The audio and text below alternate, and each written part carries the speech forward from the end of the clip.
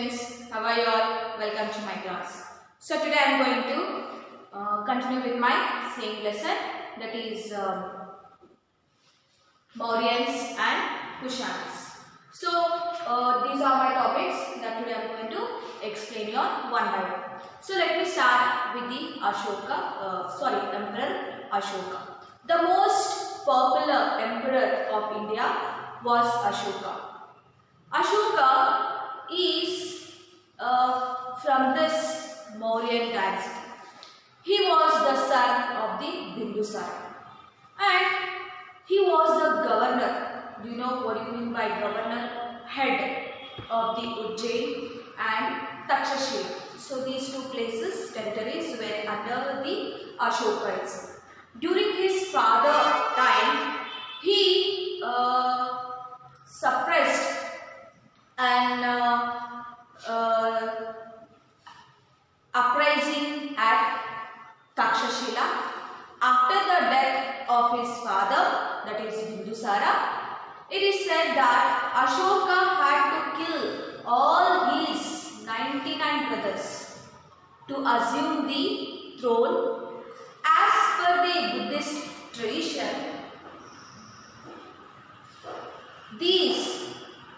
there was an internal war among the brothers itself for about 4 years for the sake of the throne. After the death of his Ashoka's father, that is Bindusara, there was an internal war among the brothers that I want to become a throne, I want to become a king, I want to sit on the throne and all. So like that for 4 years there was a quarrel between the brothers.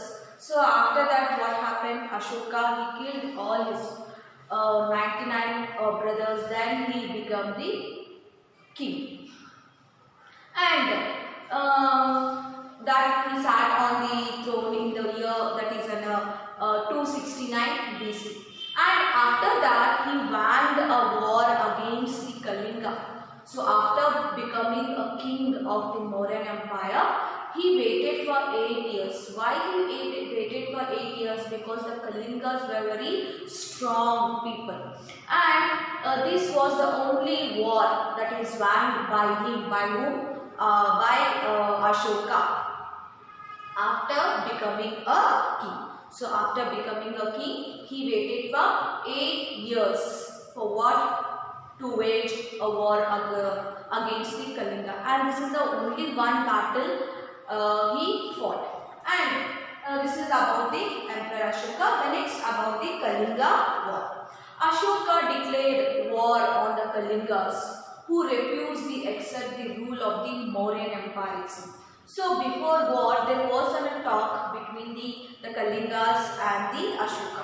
But the Kalingas rejected to accept the rule, supremacy of the Ashoka. So Ashoka, what he did? He declared war against the Kalingas itself. So it was in 261 BC.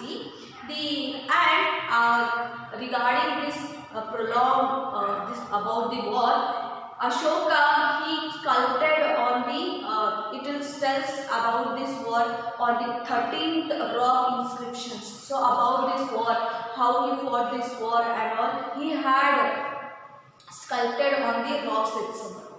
Regarding the war, the information about this Kalinga war. And about this Kalinga war, 13th rock inscriptions is saying, it's providing the information about the Kalinga war, about the battle. So according to it, Ashoka declared war on Kalinga 8 years after sitting on the throne. So in this battle, so 1 lakh people died itself, and many more have become the refugees.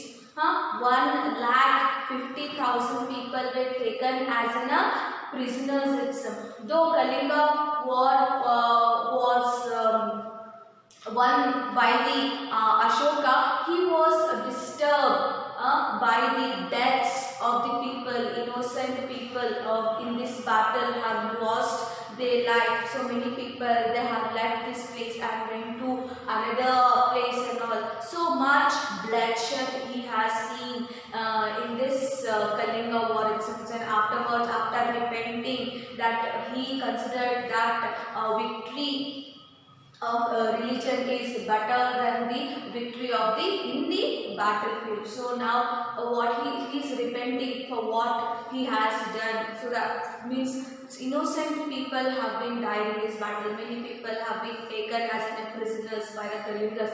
Many people have been left that place and went to another place. So this was a repentance for the Ashoka, and he went into the repentance on what he has done, and he totally broken, devastated, created by the war. He totally broke himself inside, and on being inspired by the Buddhist principles and all, he declared his remaining life to spread the message of the peace.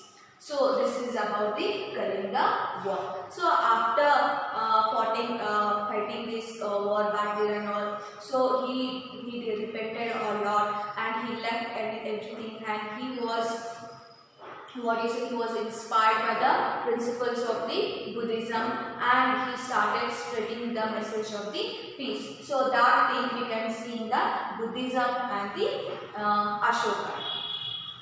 Ashoka accepted Buddhism after the Kalinga war, and he made donations to the Buddhist monasteries and viharas. He prohibited the killing of animals and birds in his kingdom. Ashoka declared that all citizens are his children. He declared that all should be loyal to their parents. Loyal means honest to the parents, and respect the elders and the gurus. Gurus means who? Teachers. And he wanted to people to show compassion, kindness to poor as well as to the slave. And he adopted the policy. That policy he declared that to live and let live. You also live and let the other people also live. And he and not only that, he appointed officials named Dharma Mahamantras to preach the principles of the Buddhism itself. Not only that, he even installed the inscriptions. Inscriptions are nothing but they are erected on the rocks, pillars and all, and he installed them in the public places and all. And to preach about the principles of the Buddhism, he also appointed the officials, the one who read, and in the public places like in the marketplaces near here and there and all, he installed it, and the people will be coming across those principles and Buddhist principles. They can read them, and they can change their mind and follow the Buddhist principles and all. So the one who can't read and the one who can't read, he also kept an official so that they can read and explain them. So he installed inscriptions all across the kingdom to preach the message of the Buddhism. And the preachers were sent to the other different parts of the countries also, as well as a person named Rakshita was sent to the Banavasi, and another person by name, that is Mahadeva, was sent to the Mahisha Mandala. Do you know what do you mean by Mahisha Mandala? Mysore is also called as once upon a time Mysore was used to call as Mahisha Mandala. It's not only that, he has sent his son and daughter also. His son name is Rahula and daughter name is Sangamitra to the Sri Lanka to preach about the Buddhism in 250 BC. And not only that, he organized the third Buddhist conference at Pataliputra. So like this, Ashoka, what he said, what he did, he spread the Buddhist principle all around his kingdom. He installed the inscriptions. Not only that, he also appointed the officials. Those officials are called as Dharma Mahamantras. Not only that, he also even sent Mahadeva to other countries. Now he utilized his son and daughter. He sent his son and daughter far to the Sri Lanka to spread about the Buddhism. So this is about the Buddhism and the Ashoka. And next about the Ashoka inscription. Ashoka is called as the father of the inscriptions. Till today, these inscriptions are the first inscriptions to be found in the year that is in 1837 CE. A British officer names that his name is James Princip, declared Ashoka inscriptions. What do you say, for the first time in all the inscription, instead of his name, his title name, that is Devam Priya and Priyadarshini, were used by the Ashoka itself. And references, even the materials, sources appears for the first time. Based on this, it was decided that Devam Priya and Priyadarshini are the same letter in other inscription. The name Ashoka was appeared itself. So with this, what we came to know, that Ashoka inscriptions are the first inscriptions to be found till today itself. And this inscription was found by an officer, British officer. His name James Princip. He said that instead of Ashoka name erecting on the pillars, on the rocks and all, he used the name, the title name was Devam Priya and the Priyadarshini. Later, after some other inscriptions, they found that Ashoka name was there. So these are the topics that today I have explained. In the next class, again I am going to continue with my same lesson, students. Thank you so much.